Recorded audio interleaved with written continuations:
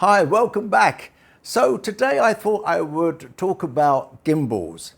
Do you need a gimbal if you have a top-of-the-end smartphone with the latest optical image stabilization? So right now, as a lot of us unfortunately have to spend more time at home than we normally do, I thought I would do the research and I need your input. Anything you want to know, let me know, but let me explain what I'm talking about. So I ordered this gimbal here, and I want to find out if it's better than using the normal phone. I have the Samsung Galaxy Note 20 Ultra, which is the state-of-the-art optical image stabilization, or does it really improve the video? Does it really improve photographs? Especially if you're handheld and you're using the zoom at 50 times, which you know, any movement, it's not easy to use that without a normal tripod like this. I want to know, does it really work? Does it help if you hold it? So let me talk about this particular gimbal. I did a load of research before I ordered this one. It's about $80 to $100 depending on where you live. And the name of the company, which I know I'm pronouncing wrong, is AOCHUAN. The name is here. And the link is below if you want to buy one. I do get a referral fee if you do buy one, so just let you know. But I have paid for this. I have not been sent this free. A lot of reviewers, when they're reviewing gimbals especially, are sent them free, so they're under obligation. And I've noticed a lot of them, if you look at even their video samples, they're all over the place. They're not even very good. So let me talk about this, how it came. $80 to $100 depending where you live. It comes by FedEx, takes a couple of days, anywhere in the world, included in the price. So it's free shipping. Voila. Few things I don't like straight away. It comes with a manual, which I guess is good, but you're going to need, I've got 20/20 vision, but you're going to need like 20/200 vision. It's gray and it is so small, it's impossible to read, frankly. And you need a magnifying glass, but you can download the instructions. And also they have their own videos on YouTube, how to use it. Short ones. The videos are okay at best. All these gimbals, every brand seems to be made in China. Not a problem with that. But they don't know how to do manuals. They've got a big box. Why can't they make it a bit bigger and thinner? Cost no more. Don't understand that. Next. Inside the box, a nice suede feeling pouch to protect it. Inside this box was the manual. It comes with, what does it come with? A little power cable, which is good. You can charge the gimbal using this cable. It comes free, and it comes with this little wristband that you just tie on. Now we'll talk about the gimbal itself. Why did I order this one? As I mentioned, I do the research, so you do not have to. It's small, as you can see. I'm going to put it, as I am a magician, alongside a playing card. So you can see the actual size of that. It really is very small. However, if you've got big hands, it's almost a bit too small to hold. You unlock it like this. That locks into place. At the moment, it's locked. There's no movement. I'll put it next to the microphone so you can hear a little click. Unlock that. So now that moves. It's a 3-axle gimbal. And now that moves. So completely working now. Why did I order this one? A lot of the gimbals on the marketplace, one, do not take big phones. Period. If you've got a big phone, they're not going to work. Number two, a lot of the gimbals are really for iOS. They still support Android, but not that well. This one does seem to have the best reviews for Android. So the other thing is, I have not found a gimbal, maybe one doesn't even exist, where you can use all these buttons and controls like zoom without using their software. So in other words, I would like to be able to use the video in the camera as it is, but be able to zoom in, etc., etc. You cannot do it. You can rotate the gimbal up and down on any gimbal, on any phone, but if you want to zoom in and focus and things of that nature and do any of the fancy modes, you have to download their app. This is true of any gimbal. Now, most of the apps on the Android store, and actually also the iOS, get very average reviews. They're in the 2s, maybe in their 3s. I've looked at the app, and it's got a very low rating at this moment of time, but I've been assured by the company, AOCHUAN, but the name's already there, is they're going to do an update in the next couple of weeks. So when you go to, if you're thinking about buying this, go to the app, which again I will mention right now over here, and see if it has been updated from the date I've done this recording. If it has, fantastic, and then look at the reviews on it before buying this, because it's an important aspect, the app. Now, if you just want to use this as a gimbal and use your phone as a phone, that's a separate thing. You don't need the app. This will work as a gimbal.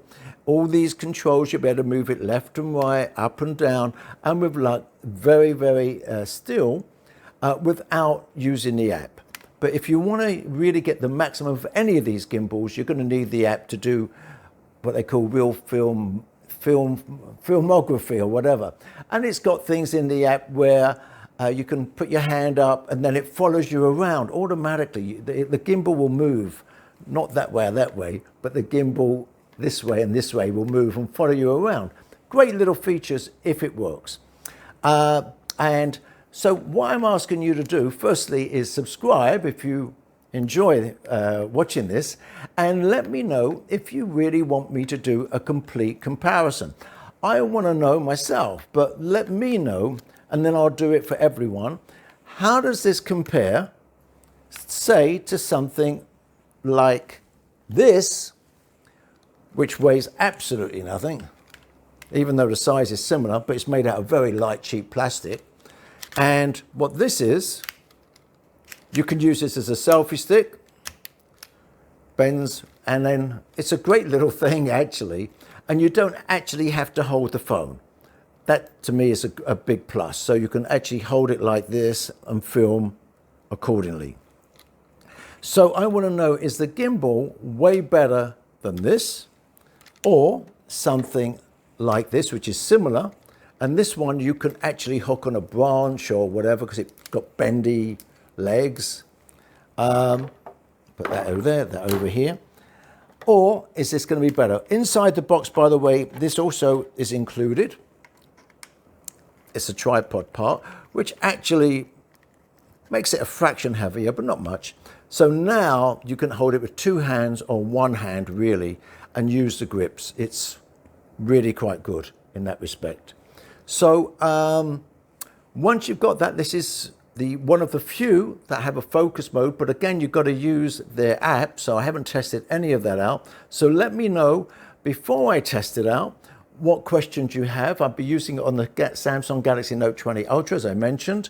And the other thing that always concerns me a little bit, but this is true of all gimbals, they always recommend you take off the case. I've got a very lightweight, very thin case on my phone, but I don't want to take it off. Why?